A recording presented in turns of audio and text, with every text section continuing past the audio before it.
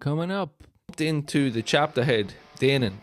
Yes. Oh my God. Just such a good sport, such a cool guy. I actually met one of his good friends, Lily. I I'm terrible with names. I've been chatting with her on Instagram though. But I met her at the pop-up shop and I was like, cool shirt. She's wearing an Australian anesthesia shirt. And I'm like, I'm a good friend of Chris Sulik, who's staying with Danon. And she's like, oh yeah, he's in my bedroom. And so like I met whoever was occupying who Chris was staying with, which was like so cool, so funny, small Few world. acts. Before you go, Shep, last question. Do you think in Europe next year it's going to be not restricted, but is it going to be less 72 season songs? Even though it's going to be two nighters, do you think they're going to change the format slightly, or is it just going to be rinse and repeat? I don't think the big thing that is kind of being talked about is it is the 40th anniversary of Master Puppets. It threw me off. And then to make it even worse, all of the maps had south pointing up on the map, so everything was upside down. Oh wow, yeah, I never thought about that. Cammy was the only one who knew how to drive on the left side of the road. Yes. So she was kind of like shuttling everybody around. Cammy, I don't know if she'll listen, but like, I love you. She was such a good, and she had hosted this entire leg, and you heard her story about how she has literally been like waiting and waiting and waiting. Guitars. At the 6th Flying V Randy Rhodes, that's got a little bit of tip on it. He said he was playing an SG that's got a little bit of tip on it. So that was kind of a cool chat. Always love to see him and his mom. And he's just looking. He's got his hands on his hips. He's just looking around. And then I start waving at him because I'm like, you know what? Screw it. I'll just start waving at him.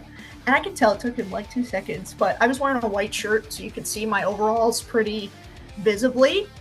And he was just like from 100 yards away, he was like, what? Crowds. And so the fact that only Lux made it is a little kind of upsetting to me, but here's the deal. A lot of these people, this is the only Metallica show they're ever going to see. Yeah. And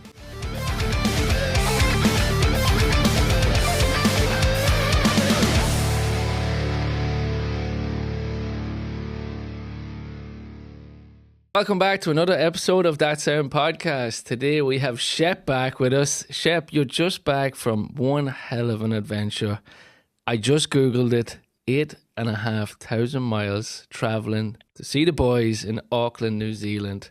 First of all, how are you, and how is the body, and how is the time clock? I'm doing good. As we like to say, we like to do a morale check-in. We'll text and we'll be like, what's morale like? Are we good? Are we bad? Are we stuck? Are we need to get out of it? Morale is high. I'm home. It's American Thanksgiving here. So I'm home for the holidays. Got to see some family. And the time clock, I thought it was fine. When I got to New Zealand, I was great. Settled in, used the early morning to my advantage. It was basically just staying up late for me. And then I got home and I couldn't go to bed. And so it was like 11 p.m. No, it was like 8 p.m. And I'd sit on my couch. I was watching hockey, watching football, whatever. And I'd fall asleep. I'd take a nap at like 8 o'clock at night, which is the worst thing you can do. Yeah. And so now I'm eating dinner at like 11 and I'm trying to parse it back a little bit, but my bed is really comfy until about 10 in the morning. So it's tough. It's tough. I found that myself. I thought it was easier going there, but coming home, it really screws you up. Yep. And okay, let's get into your flights, because I enjoyed following your Instagram and your flight one of, I think was it 4 or 5? It's 4 on the way there. 4, yep. Yeah. Okay, so tell us your journey. So you flew out of, again. You tell. But I more than anything, I want to preference that I really don't fly. I'm very not good at it, and there's a reason I have driven my last 3 years and been able to do that and live out of my vehicle and have all of my things available to me. For the record, and because of my career and the kind of work that I do, I travel very light. I just had 2 backpacks, a week international, 2 backpacks. It'll be the same next year in Europe, like one backpack of tour stuff, my flags, my picks, my overalls and things like that, and then just a bag of bunch of changes of clothes. Easy. So I left Detroit afternoon, probably about 2 p.m. ish. Flew to Chicago, 90-minute layover in Chicago. Flew to Los Angeles. That, not terrible. Can do the continental US, whatever. I hate LAX. That airport is terrible. It's massive. It's confusing. It's intimidating. Um, and so the nice thing about my LAX flight was it was overnight. I left at like 9 o'clock LAX time, 9 p.m., which is about midnight my time. So if I stayed up for just a couple more hours, and then went to bed, I was on lost time. And so that worked out very well. I was somewhere in the middle of a plane, watched some, I don't know, airport broadcasting, slept upright, which is not for everybody, but I'm cheap, so it was easier to get down there. And then connected in Sydney for, I don't know, maybe 30 minutes. I had to get buggied across the airport because we were a little late coming across the Pacific and whatever. And then it was like 4 hours across the Tasman to New Zealand. That flight was a little rough. That was, yeah, kind of getting shook a little bit, but I think took one more nap and that was it. Wheels down. And so it was 6 total to LA, 15 to Sydney, so 21, and then 4 across, so 25 total hours in the air. Wow, wow, wow, wow. So LA to Sydney. Okay, that was a long haul, but you slept most of the way, you're saying? A lot of I the was asleep for probably 8 of those 14. That's good. That's good. Yeah, I'll Um, take it. and then you got down to Sydney. Wow. And so, yeah, 30 minutes to get on the next flight. That was kind of hairy. Were you sweating? Uh-oh, I'm I got off the plane and they were yelling for me. They're literally calling my name. They're looking for me because there were 2 of us that had to make that Sydney to Auckland connection. And here's the deal. I don't know a lot about airlines. I don't know why they book me, where they book me, the order. I just said I needed to get from here to here. Mhm. And I booked with my bank because it was cheaper that way too, which is why I connected in Chicago. People are like, why didn't you just take the direct? I don't know. Save me like $300. I'll Yeah. take it. Yeah. So yeah, not So bad though. what was the scary part of the flight across the, don't they call that the rain of fire or something across? It's Wherever all the volcanoes are, but no, they call it the between Australia and New Zealand, they call it the Tasman Sea, which is Tasmania or whatever that is. okay. I couldn't tell you anything about the weather down there. That was something that I would always say on tour. It was like, I don't know which way the weather's coming from. If you get me home, I can tell you every single thing about what's going on outside, why the rain's there, what it's Mm. doing, what it's not supposed to be doing, if it's going to rain through the night. But it would just like start raining and it would just like the wind. I didn't know what the weather pattern was. So that kind of threw me off. And then to make it even worse, all of the maps had south pointing up on the map. So everything was upside down. Oh wow, yeah, I never thought about that actually. Like I I have maps of the city of Auckland and it's south is pointing up on the document. So you're basically walking like I kept having to do this. I kept flipping it over. But that was your first time leaving America, right? North America, yeah. That, That was that's it. that's going from one extreme to the next. That's like going full throttle, That's right. Like full a lot speed, of nothing. I've met people who started, just like, oh yeah, my family went to like London when I was 13. I know a lot of people like that. I know a lot of Europeans who were like, oh yeah, we did New York City as like teenagers or Yeah, whatever. And so a lot of people, especially on this tour and with this band, kind of have a continental experience a little bit. But I mean, everything that I've done since then, and the I've done Canadian shows and I've been to Canada prior to Metallica Edmonton and Metallica Toronto. But Mexico for Metallica was my first time out of country legitimately. I live very close to Canada and it's very easy for me to go to Canada. So we like to joke we don't really count it. yeah. Um, So what was your first impressions of New Zealand? Like you talked about the weather being sporadic and changeable, yeah. to say, but I left the States. It's the winter here. I go back to work tomorrow and there's a foot of snow on the ground in my unit, which is about 30 centimeters for the metric. And that's just new. That just happened. And we're getting another 4 overnight, which, will be great. And it's yeah. whatever. But no, I got down there and it was the one thing that they kept telling me about the weather was they're really close to where the gap in the ozone layer is. And so the UVs are actually a lot worse, and people get burnt like to hell and back a lot easier, and they don't think they do. I'm fortunate. I worked outside enough that I have a good tan built up, and I don't burn that easy. But that's what people were saying was the ozone layer was of concern, which was interesting to me. But the accent, I love the accent. I won't lie. Kind of a weird drawl to it. And I'll admit, like, I kind of started saying names, like Yeah, yeah. meeting people just kind of, it started to come out a little bit. One of my favorite names, and I'm sure we'll talk about him a little more, and you've kind of encountered him a little bit, would be Danon. Yes. With Australian Anesthesia. I had the chance to commune with him a couple times, but by the end of the tour, I could find myself going, Dinan. The slang that they have, Yes. I guess that's kind of stemmed from like England and Ireland and stuff like that over the years. But like definitely the slang in Australia and New Zealand is brilliant, and some of the words that they come out with is It's hilarious. awesome. I It's did message you one thing is like the way that they say six, sucks, and seven. I think is hilarious. But yeah, it looked. I was checking in on your Instagram stories, and I know you did a bit of sightseeing. You got to go yeah. to the what was the name of the place from the movie, right? Oh, Lord of the Rings, Yeah. Hobbiton. Yes. That was kind of the tourist trap, the obligatory tourist trap. I'll say I'm a Lord of the Rings fan, but as somebody who lives in a part of the states that's very like tourist heavy, and we have a lot of people that come for the summers, I kind of asked people about that. I was like, okay, you have this location that people travel internationally for, and like it is the staple of their entire trip. And from most of the Kiwis that I talked to, they were actually pretty enthusiastic about it. I met a lot of Kiwi Lord of the Rings fans.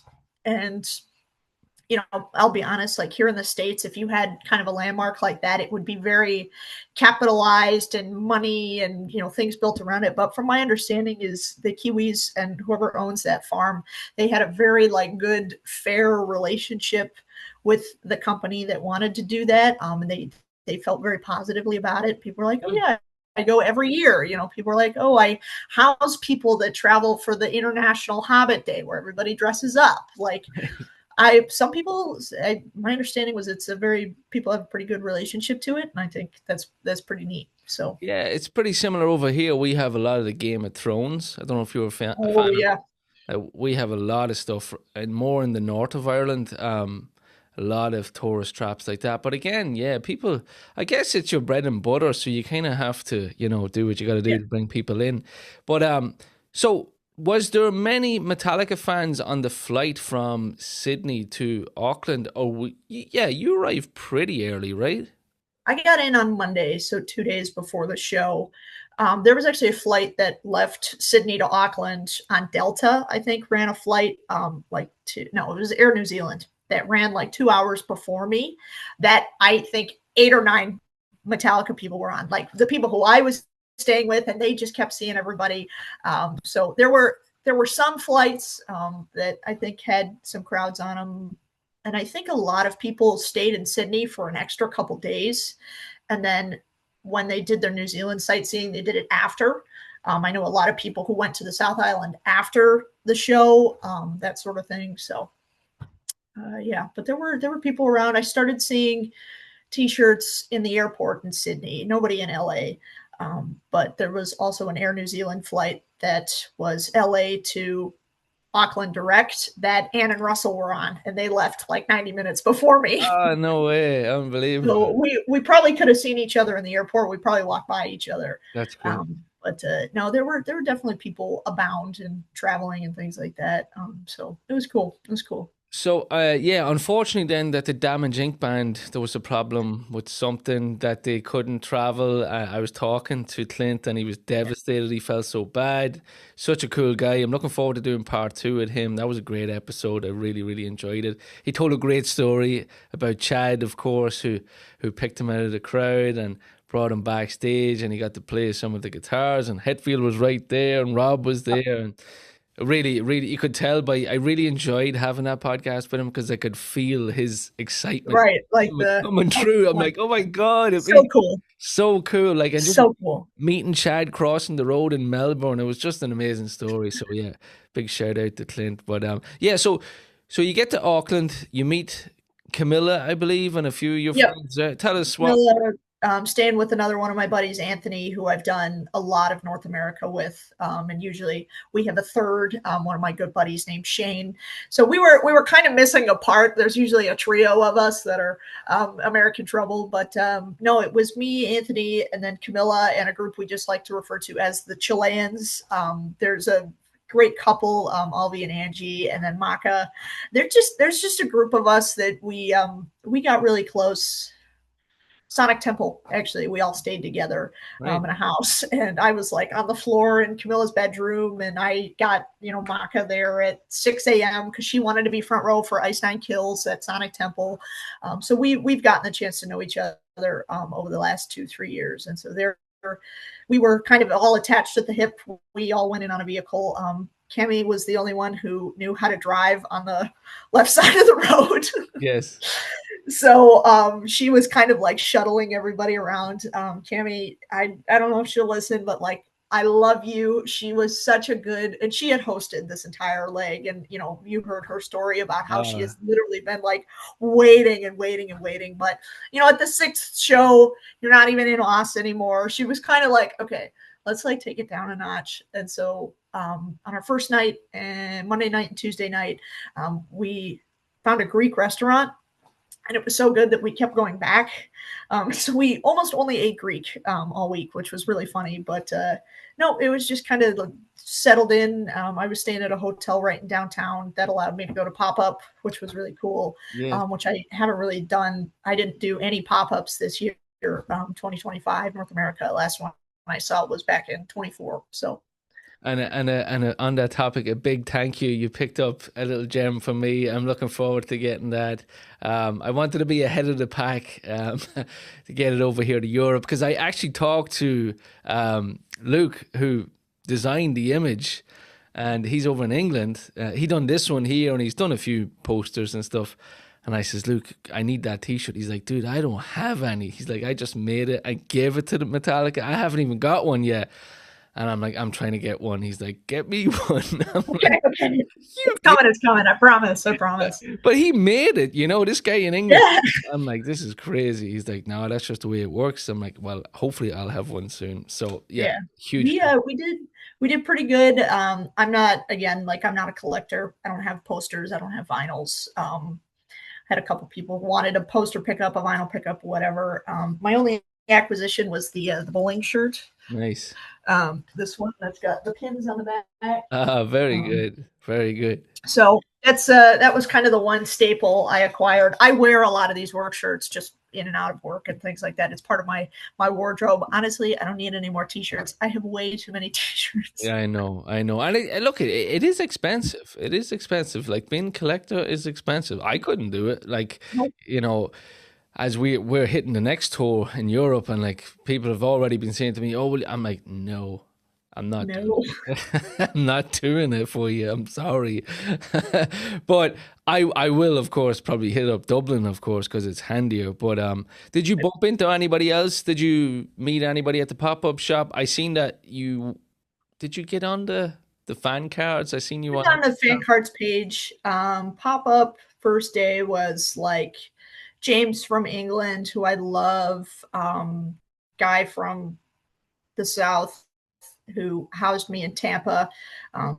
Like, quick 30-second recap. In Tampa, it was super hot. I actually got heat stroke, That's right. and I passed out during Pantera. I'm on the rail and I literally like collapsed.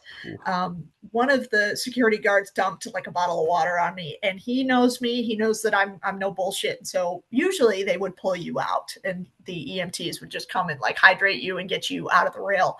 And my security guard, he stood up for me and he looked at me and he said, "I'm going to give you 5 minutes to get your shit together or I'm pulling you." And so I I had a lot of grace there in Tampa, but I ended up getting out of that show, told that story to everybody. And my good friend, John Ingram, we call him Big Red. He's got a big red battle vest that he's got a bunch of great pins on. He let me sleep on his couch. And that was the last time I saw him. That was his last North American show. And so there he was in New Zealand, which was really cool. So good to see John. Saw Ann and Russell, who are obviously attached to fan cards, and super cool to talk to Russell. I haven't seen him. We talked over the summer about his Gibson stuff, but we ended up getting into a conversation about top heavy guitars. I own a Flying V Randy Rhodes that's got a little bit of tip on it. He said he was playing an SG that's got a little bit of tip on it. So that was kind of a cool chat. Always love to see him and his mom. And just kind of, just the strays. And, we're not doing like roll call or anything, but it's like, you're here, and it's so cool. I love that though, like that, like you're literally talking about Tampa, which is on the other side of the world to Auckland, right?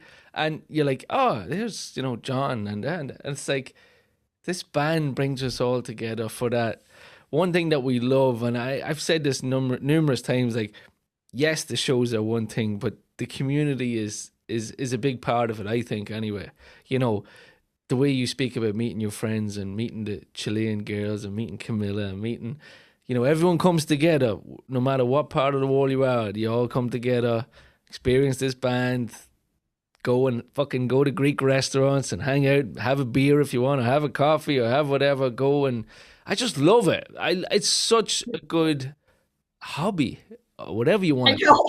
Like, there's so much. It's a little expensive. It's an expensive one, yeah. There's no doubt about it, but it's cool. It really fills my heart up because it's just cool. There's just goodness. There's no, it's good. There's enough shit in the world. This band brings us together, gives us enjoyment, and gets to travel to fucking New Zealand. You know what I mean?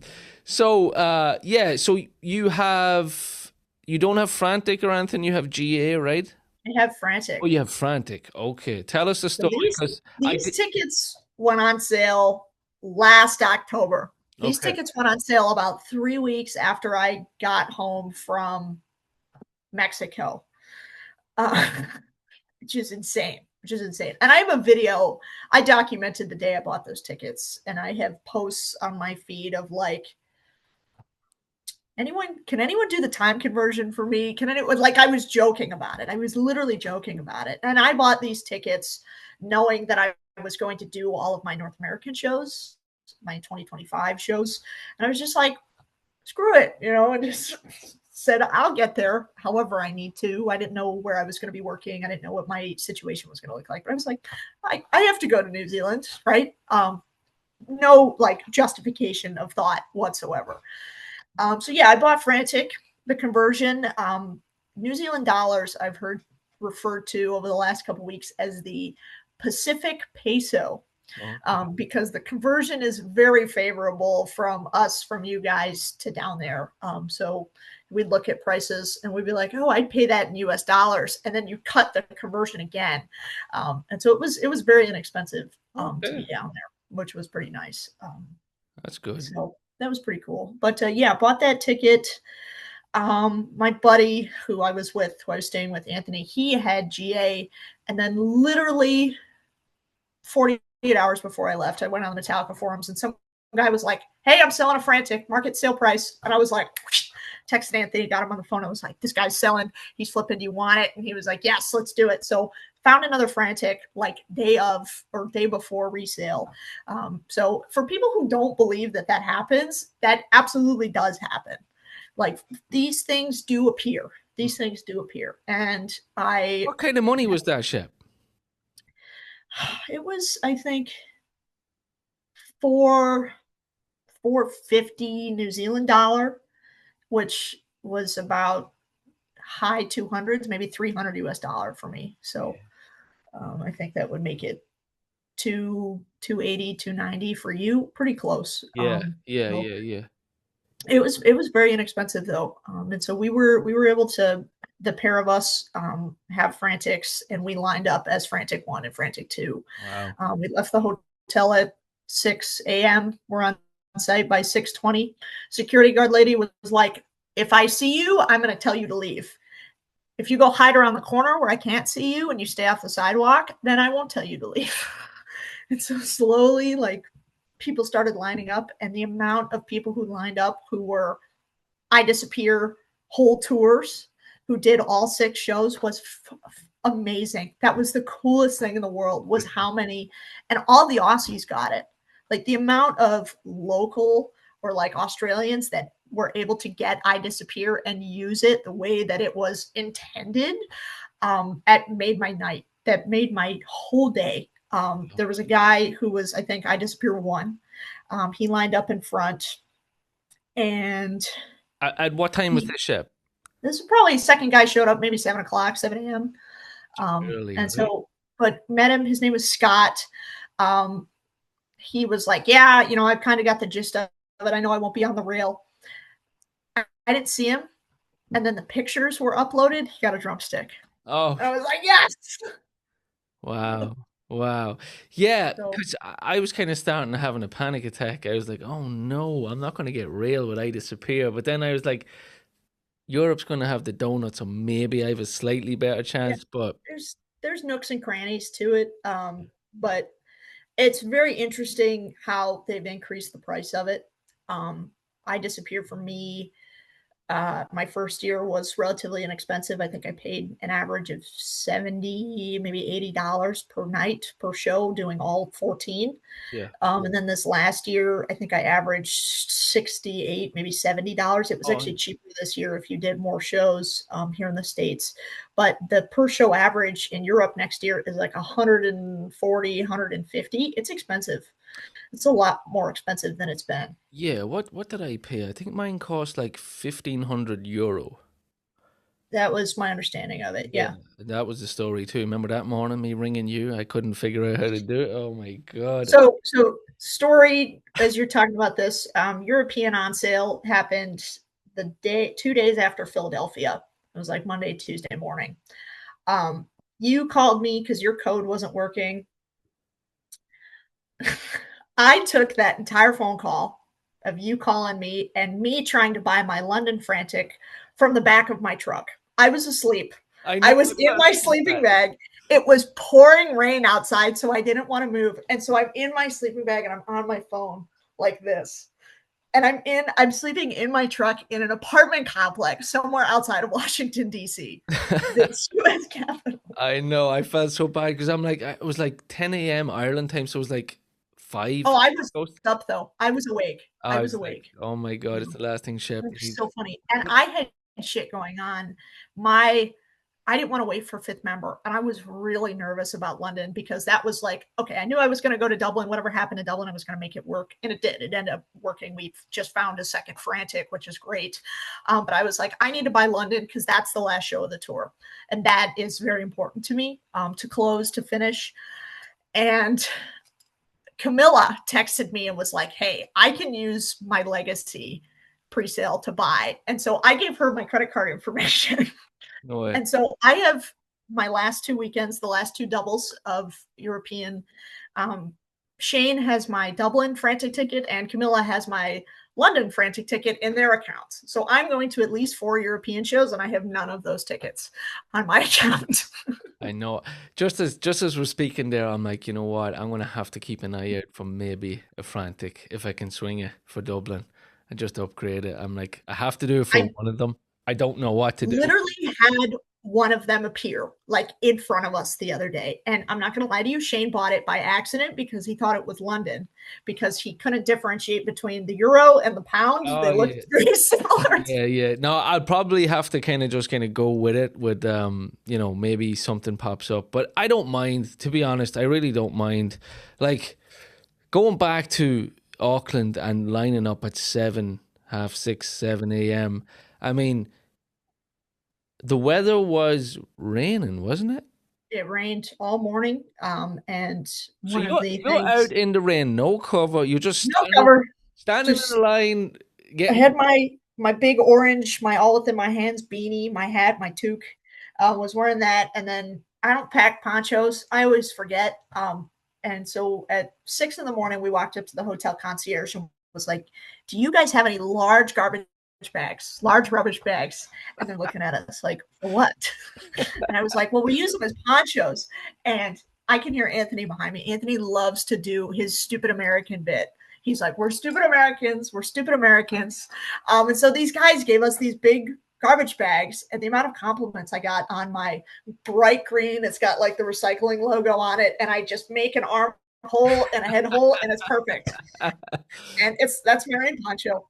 I've done that. I did that in Mexico. I did that Landover. A lot of my rain shows, I just forget ponchos, and I assume I can find a large trash bag, and that works very well for me. So Okay, so you're standing in that line from that time until what time? probably about 12 o'clock. And I assigned myself number master.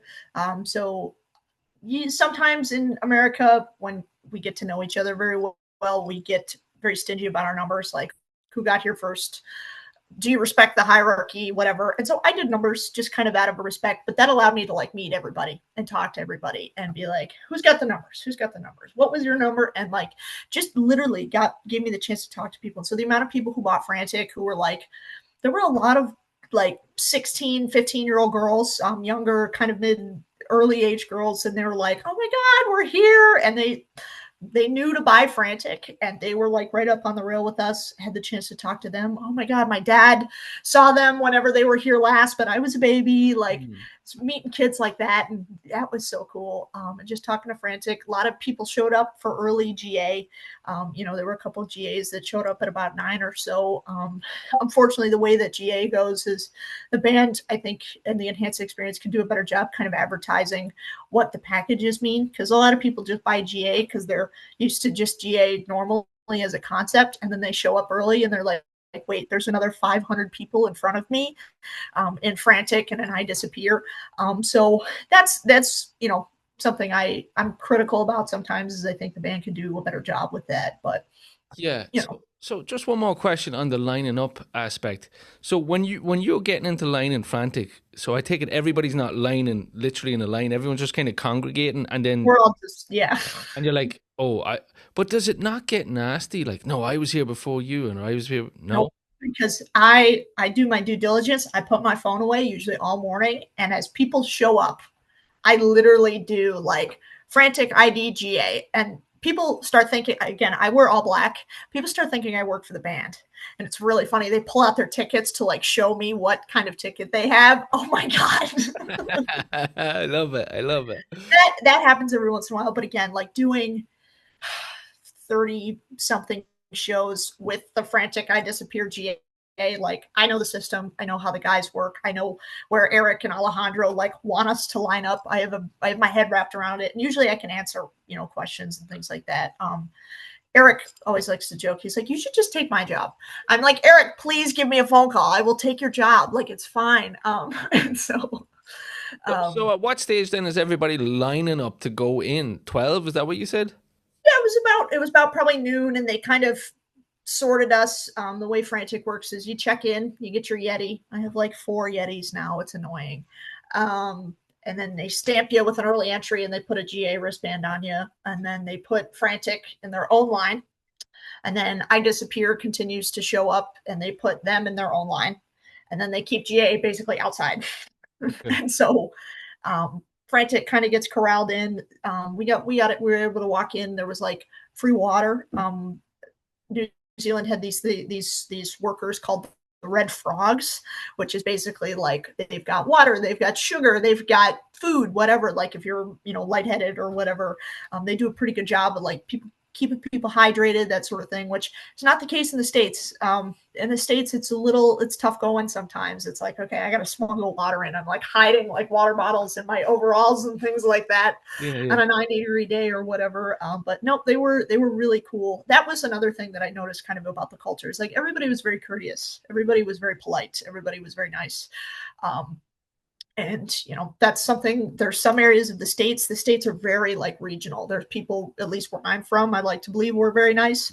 A lot of the I Disappear people who are in Detroit would not say the same thing. There's a whole other incident in there that I can get into that. But so to just kind of go down there, the regionally, socially, culturally, everybody was really, really cool and really, really supportive. What number were you in the Frantic line? One I of was one. one. You were I was one. frantic one. I was frantic Okay. one. And so That's what. Eric lined me and Anthony up right next to each other. And so there was on this leg, it was our understanding that actually they were offering snake pit upgrades to the first probably 2 or 3 dozen people in the frantic and the I disappear line. And so the amount of people who actually showed up early for frantic and were like, I'm here for my snake pit upgrade. And then at like noon, they walked up and they were like, no upgrades today. People left. People left because they just, that was what they were there for. And so the snake pit upgrade was actually very inexpensive. And I was kind of on the fence about it. I have not been in the snake pit since my second show, all the way back in 2023. I've had the opportunity, but I've been very kind of stingy about the office and where I usually am. And so I was like, man, maybe I will do snake pit. I flew all this way. Why not? I'm so glad I didn't. I'm so glad they weren't offering upgrades. Oh my God. Oh my God. Yeah. I was like, I'm gonna go to center point. I'm gonna do it. I'm gonna go right to dead center point. How much do you think the upgrade would have been if it was offered? It was offered at 550, 520 New Zealand, which is like 500 Australian, which is I think probably about 320 US, probably 300 Oh, so euro. so it was offered. Yes. Oh, it Not for Auckland, not not for for us. Auckland. Okay, Not okay, for Auckland. but it But was for. every Okay, other show was offered. yeah, it's a lot of money. Like it adds up. Like Right. it It does. does. It It does. does. You know. But I was under the mentality that I had bought this frantic ticket a year ago. And Mm. so that money was kind It's of like free. It doesn't it was in count. the void, it didn't really count. But it did. But So I no, again like you had the perfect spot. Did the boss Chad know that you were coming? no, it's not my job to text everybody, hey, I'm showing up, please Yeah. encounter me. I would like to see you. I'm not really that kind of person. Okay. That's we like to joke in my office. Rule number one: do not yell at the technician. That technically counts as yelling at the technician. It's like saying, "I'm here, come see me." Yeah. That counts.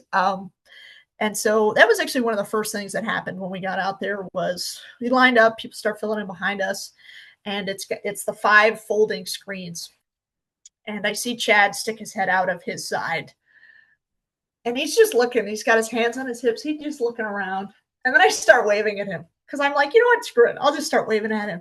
And I can tell it took him like 2 seconds, but I was wearing a white shirt, so you could see my overalls pretty visibly. And he was just like from 100 yards away, he was like, what? And Yeah. I just kind of beckoned him over. And I said, like, hey, dude, come say hi. And he gave me like a 1 minute. He just said, hold on. And then he kind of sauntered around. He came and he said hi. And I'm not gonna lie to you, he was tough for it. He just had a long tour. And because of the schedule and the distance on a lot of these shows, like none of this has been easy. Perth to Melbourne is far. Yeah. Melbourne, Adelaide, All far. going all the way up to Brisbane, all the way back down to Yeah. Sydney. That's 500 miles in US. That would be shows that far were weekend shows Yeah. in the States, Yep. Chicago to Minneapolis, like Yeah. those are doubles. The band would get 4 days, they would jump the towers, things like that. And this stage had to be moved in like almost in immediacy. And so it was very high paced. The weather was not good. It rained, I think, 4 of the 6 shows. Mm. And it was tough. And so he was pretty beat up. He was pretty upset.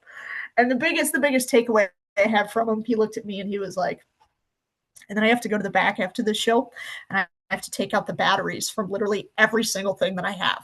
Mics, pickups, computers, like literally everything. Had to take all of the batteries out because they had to air freight Wow. all of the A equipment to the Middle East where they're playing right now. Right now, as we record, I believe they are in Qatar. The Formula One is over. Max won, and the boys are on the stage. Man, so Yeah. but yeah, so he was a little beat up. He also unfortunately missed American Thanksgiving. He's got 2 girls, 2 Yeah, you daughters. spoke about that. Yeah. Their birthday, he missed their birthday, which kind of stinks. So he was pretty beat up. Uh, that's typically the way it goes for at least us. He and I are very similar, kind of homebodies, Yeah. like our corners of the world, but we can tend and do what we need to do. but he was going to go home for 3 or 4 days. He would rather have done that, take the super long flight to get home, even if it was just for a little bit, than go hang out in the Middle East or go hang out in New Zealand by himself.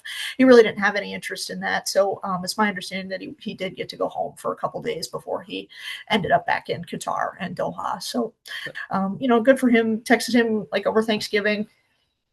My mom said hi. He was like, "Hi, Mom." Yeah. He seems to be a cool guy. He really does. he's a trooper, man. Yeah.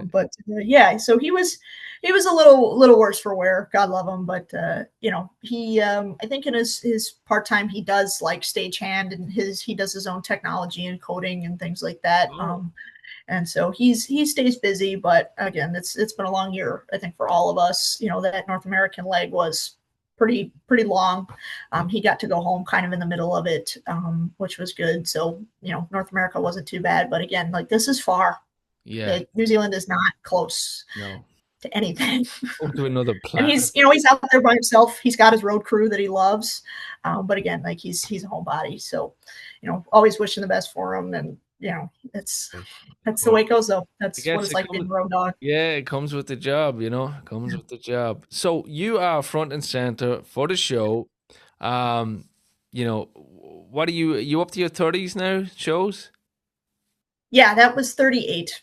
Wow, Jesus. 38. I remember one of the chats we had, you were hitting 20, I think, or Yep. 25. Uh, Sonic Temple 2, when we last talked, was 25, was my quarter Wow. century. Jesus, you're So racking them up. 20, I saw Metallica live in concert 21 times this year. Uh, That's nuts. Holy shit. Yeah, that's mad. That's crazy. But hey, we love it. We love it. I So Again, that's what we do. That's what we do. did So anything stand out? Obviously, the culture we spoke about, the fans we spoke about, the hospitality we spoke about, but like being in there, front and center, you're mingling, you've made some friends. Is it kind of like it's just the same then when you're in? I guess the show, the stage is obviously different. yes, I guess you would have this seen similar in Sonic Temple while you were backstage in Sonic Temple. I was up behind. So Yeah. I have never seen this band properly from a stadium end stage. Who? So that was new territory for me. And when I came into all things Metallica, they were playing the arenas. They were playing that diamond Yes. inside, and I love that in the round. I love that format. Every day of my life, I always wish I could have seen a World Wired Arena show, but I could dwell on that another time. But yeah, so I was familiar enough with the World Wired Stadium stage in 2019 when they played in Europe and they had Ghost and Bokassa out with them. I'm very familiar. I knew a lot of people. I was talking to a lot of people on that tour. And so I had an idea of what it was like. Both my buddies who I travel with, they both had experience World Wired Stadium, so they kind of knew their way around a little bit. The Snake Pit in the World Wired box is more square. Mhm. There's corners to it, and then this was basically half the donut. It Yeah. was just a half circle, so a little different. But the 5 screens, and then Eric, the enhanced experience guy, he got a little upset because the M and the A that hang down the side, they're inflatable. And so I was able to jump up and I smacked the M on my hand, and he was like, "You knocked that off." So I touched the stage a little bit, which was fun. They're Uh, inflatable. but yeah, they're just these big blow up letters Wow. that just hang out there on the sides. Wow. Because That they I look thought that like was they pretty were kind cool. of plastic or something. I didn't think they were Nope, inflatable. Wow. they're just Wow. inflatable, and so that was cool. And again, like I've spent enough time around this band, I know what that stage looks like. I know what a lot of the tapes look like. I know how Yeah. they use it, kind of as an interface and a media and things like that. And so, but to see it from the point that I did, I'm so glad I went. I'm so glad I went out to the normal rail, and I wasn't in the snake pit.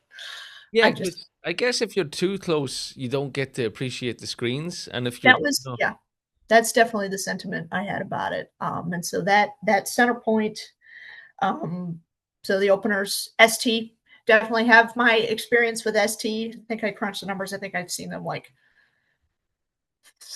14 times, 13. It's a lot. I've had a lot of suicidal are you a tendencies. fan or not? I forget.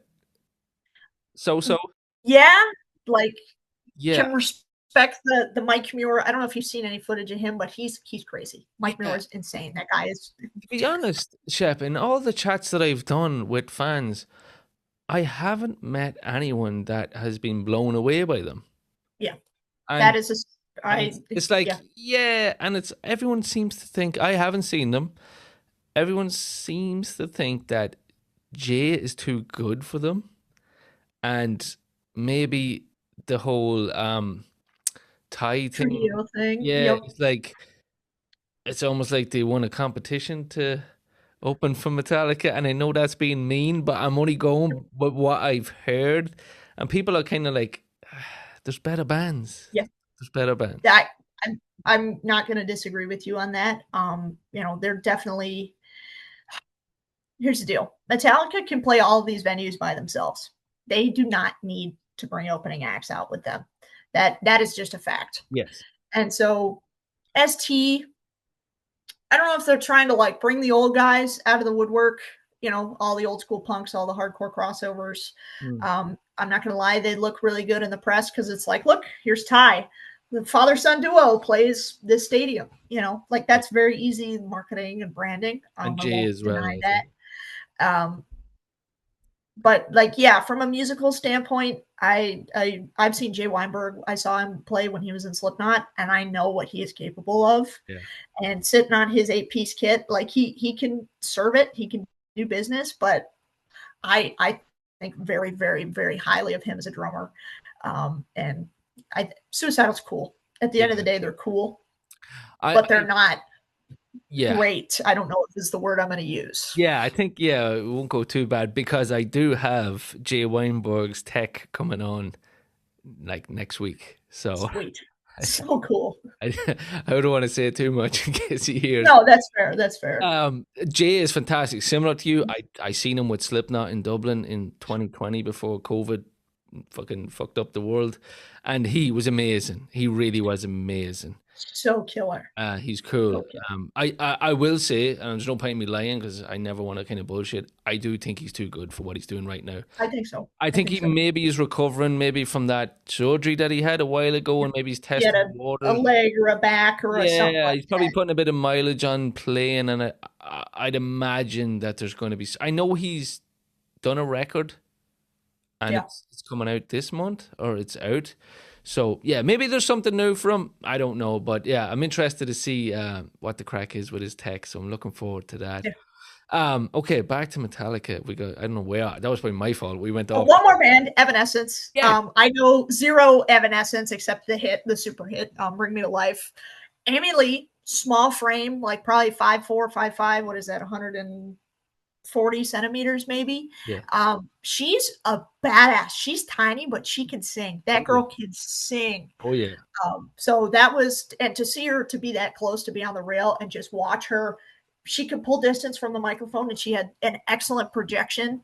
And her band really, really solid. Got to see the drummer like straight up and square. He kind of had a Taylor Hawkins about him, kind of big blonde head of hair, Right. arms everywhere. And the guitar playing very heavy, a lot heavier than maybe I was familiar with.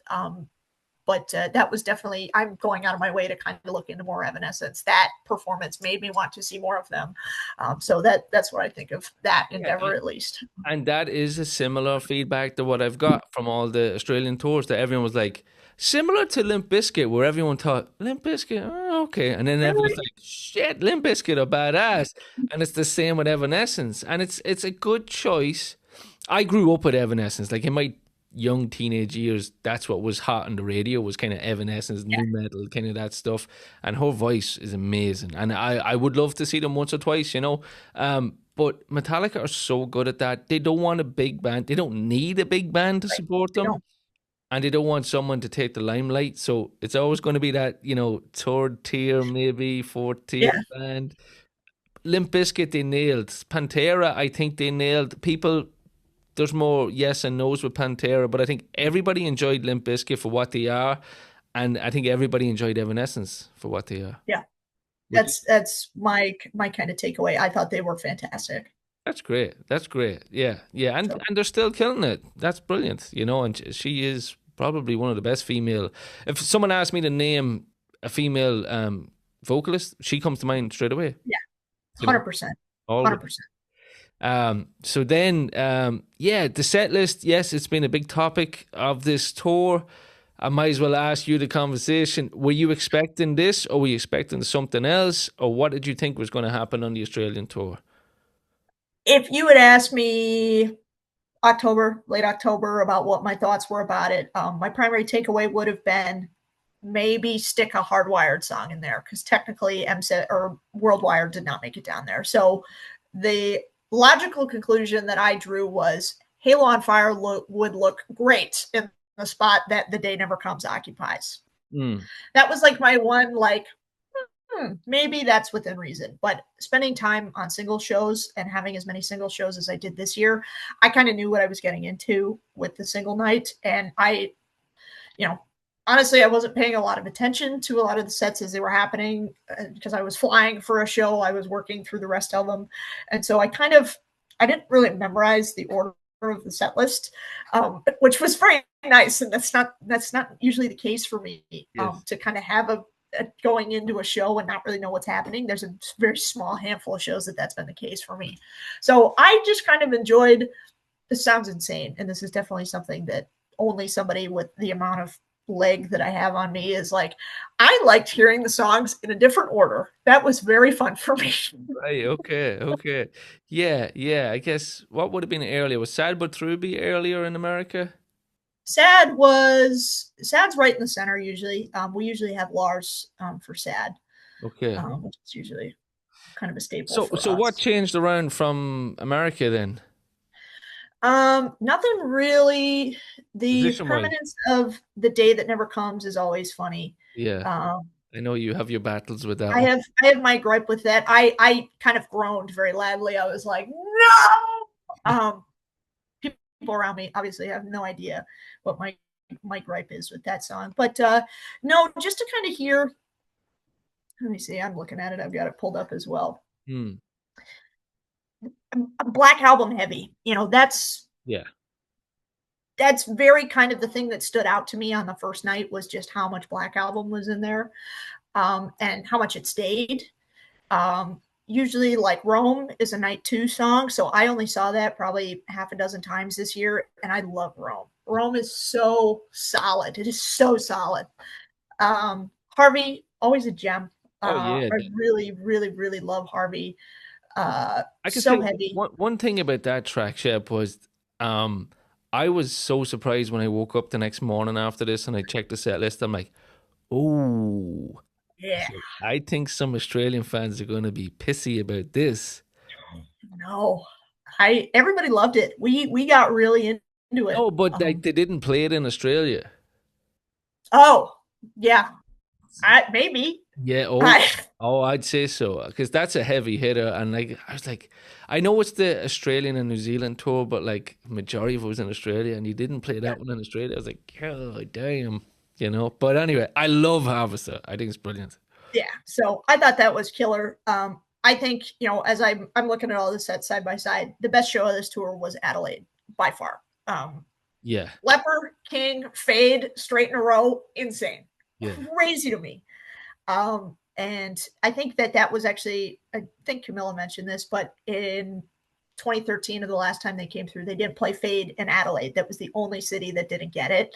And so that's kind of one of the strange and rare exceptions that Lars is like, okay, we didn't play it last time. We're really going to consider the set list history. And so he went out of his way to do that and make that work. And so that was pretty cool. That was pretty neat. yeah. Camilla Um, told a great story about that. She bumped into Lars in LA, and she was like, "You better have a good set list in Adelaide." dude, that was all her, man. That was all her. So, She's a blast. I really enjoyed chatting to Camilla. She was great fun. but yeah, other than that, that's kind of the typical go about on a single night. Yeah, Uh, seeing Rome, obviously a joy. Only having one 72 season song, kind of a bummer. I think that this album has done very well for itself. And so songs like Darkness, songs like, yeah, there's some great singles that definitely carry well with these crowds. And so the fact that only Lux made it, yeah, is a little kind of upsetting to me, but here's the deal. A lot of these people, this is the only Metallica show they're ever going to see. yeah. And so it's to carry a set list like the one that they did and have Seek and have a good hunk of the Black Album, but also people, Moth was the single of the 2010s. Like that was the best song that they did in the 2010s. And so to pull one song out of that era just to have and to carry with them, but I thought it was pretty solid. I think it's a very respectable bill. I guess you have to remember that majority of people at that show, it was the first ever Metallica and probably the last, like you said. Yeah. And they're getting everything. Like I said to, I think it was Camilla, I forget who I said it to. A friend of mine was at the Perth show, first ever Metallica show. Yeah. And he was like, Gavin, I got everything. I got everything. I'm like, see, that's the set list for you. Unfortunately, us nut jobs who go traveling around the world, we're going to get the short end of the stick, which is fair enough. We're a smaller minority, but I think it's pretty good. Like, if they're playing that every day, I'm there. I don't care. That's good. It was good fun. Yeah. It was good fun. Yeah. And so we were frantic, probably 1 through 10. A couple people were locals, Aussies, but I had two Polish fan club. She had like a Warsaw 2024 shirt on. Like she did a lot of Europe last year, and really cool. Loved talking to them. And so there were people around us that kind of knew their way around a set list. I think to my left and then like two to my right, air drummers. And so, the band comes in, they count in, and it's Creep. And everybody knows the intro to Creep. And so we're all sitting there cracking away. And, it was a good crowd. It was a very, very smart crowd. Like they kind of knew what the inflections were. They knew what they were looking for, knew a lot about kind of the big hits.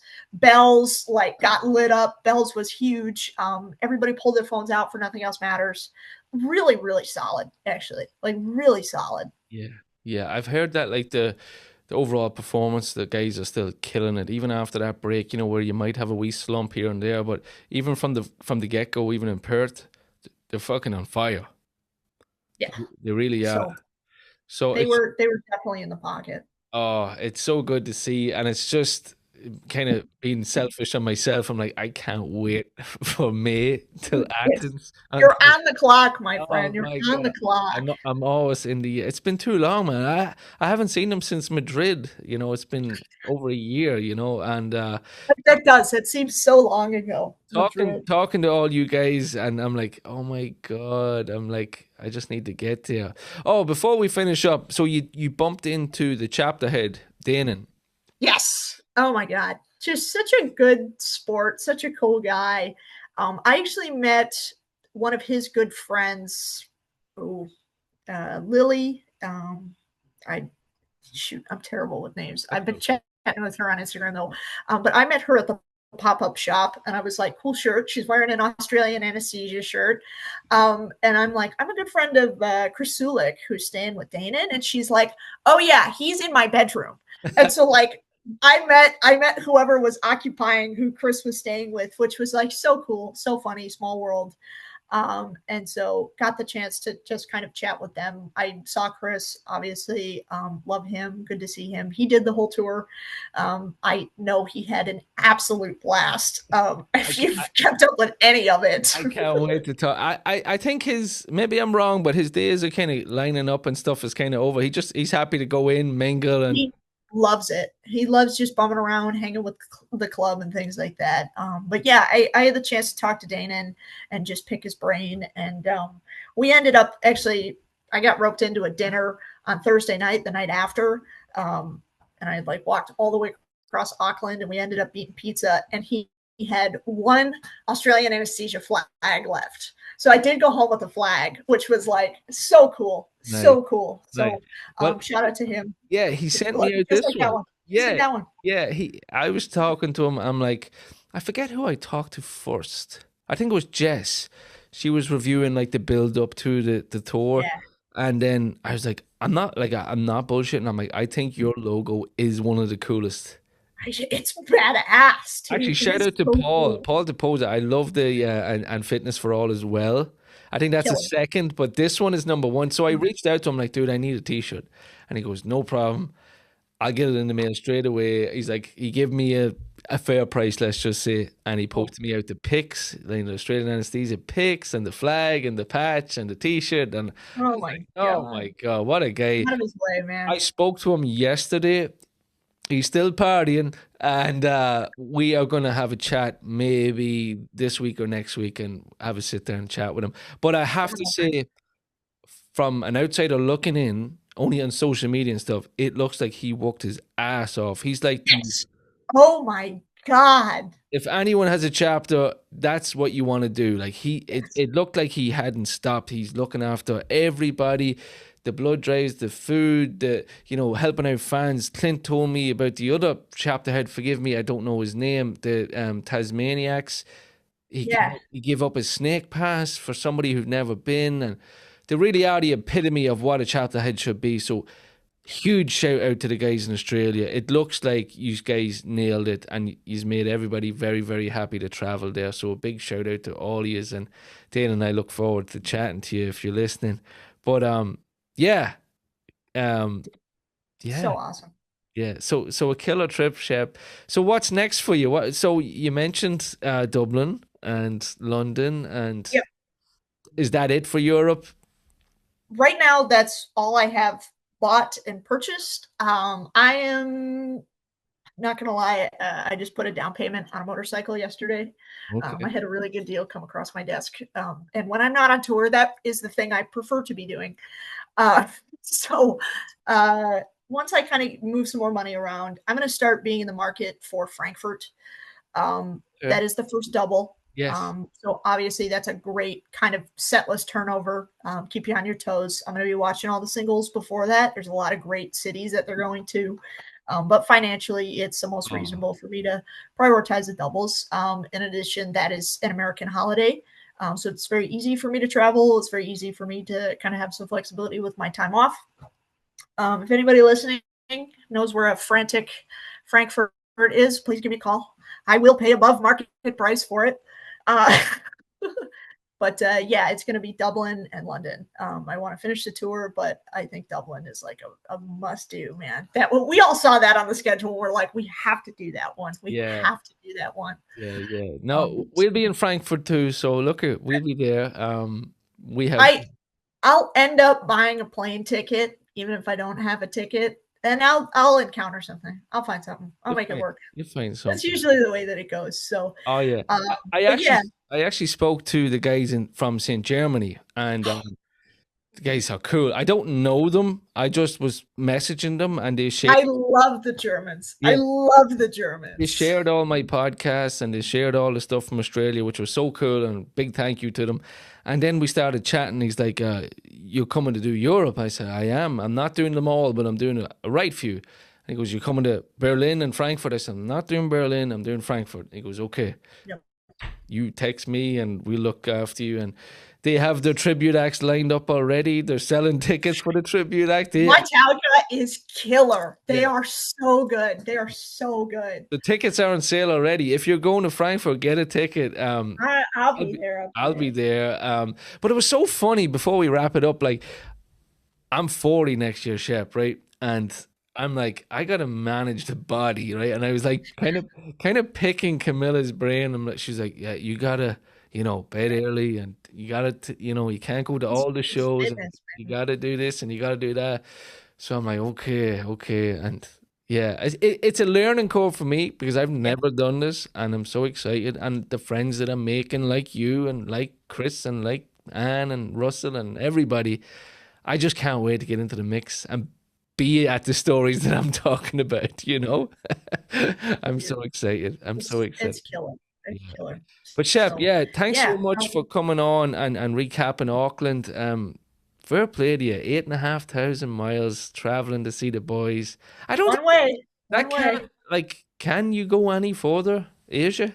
It would have been Western Australia, would have been Perth. Hmm. Um, and maybe there's some stuff in the Middle East. If my geography brain serves me right, if you dug right through the middle of America and went to the other side, you'd end up in the Indian Ocean. So unless they're playing India anytime soon, I think that's probably about as far as I can get. I'm just trying to think. Did you fly over New Zealand to Sydney and then fly back? Yeah, I was thinking that. Yeah, Yeah. You should have got a parachute. it was cheaper. It was cheaper. Yeah, I hear you. I hear you. I'm going to the first show was in Athens. You I'm doing going. Greece? I'm doing. I have to go to Germany, and Okay. then I go from Germany because it was cheaper. I'm like, yep, Yeah, that's more beer money for me. I'm like, yep, that'll do it. the way that it goes. So Yeah, we're the band's gonna crank through the Middle East here. Let me actually yeah. let's What? do What? check in what's going on right now at this exact moment if we've got anything. Yeah, I have set list up here actually myself. Let me see. Is there anything up? Latest Qatar. Let's see. The lights are on. Huge Persian fan club cohort there. Nothing on set Nope, list. nothing on the forums either. So they're probably mid set and kick in, and it's I think a festival in Bahrain Yeah, on I'd Tuesday. imagine if I was to guess, I'd say it's like the Perth set list kind of. Yeah, You know, about I don't actually know how much of a bill they have with Formula One, if they have more time, less time. probably Um, less. Yeah, because that would be there'll my be a guess. few. There'll be a few acts. Before you go, Shep, last question: do you think in Europe next year it's going to be restricted? Not restricted, but is it going to be less 72 season songs? Even though it's going to be two nighters, do you think they're going to change the format slightly, or is it just going to be rinse and repeat?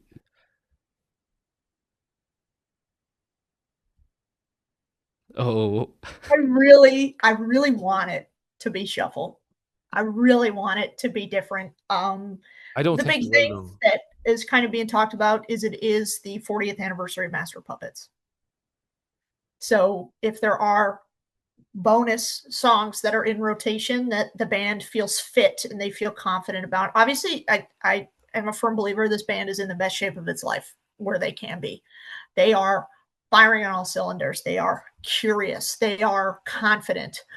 Um, I would love to have a conversation about disposable heroes. I would love to have a conversation about the thing that should not be Mm. damaging. Those would be the three that haven't been played on this run otherwise. Everything else, Puppets, Battery, Orion, Leper, and I'm missing one that I can't think of right now. Sanitarium? Yeah, No. Sanitarium. Those are all staples. Those are all everything you'll see on a double. Well, And so I seen the that would be my hope, is that's kind of where I'm pushing and I'm putting my marbles, if you will, would be on Master 30 or Master 40th. I did see the 20th in Dublin, and Yeah, they played the entire Master of Puppets in 2006. Yeah, it's that was killer. that was nuts. I hope you're right. I just don't know. I just don't know. I Here's the deal. When I got to Toronto this year, back from my first double after doing 2024, and to get what we had and to spend more time with Inamorata and get Leper and Yeah, like fight and all of these things, like I love the doubles. I have inherently been built for the doubles. That is how my Metallica brain works, but is the doubles.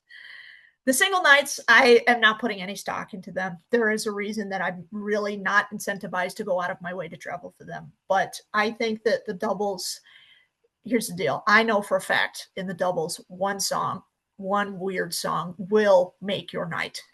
hmm, Even the instrumentals, yeah, like yeah, a really solid Cthulhu will make a night too.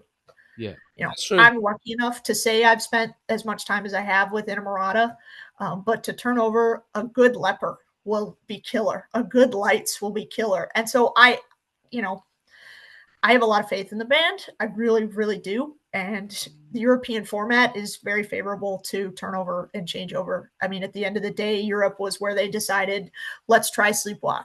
Europe was decided, let's try Inamorata.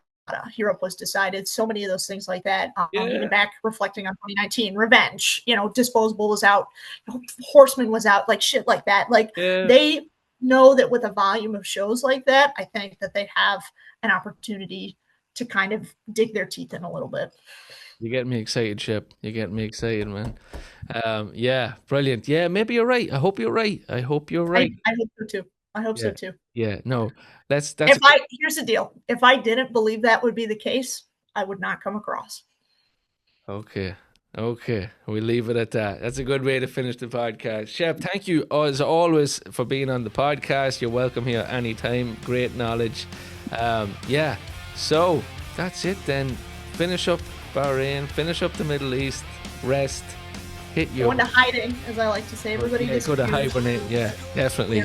Saving money and go, and we'll enjoy Europe next year. Can't wait for it. Shep, thanks a million. Always. All right.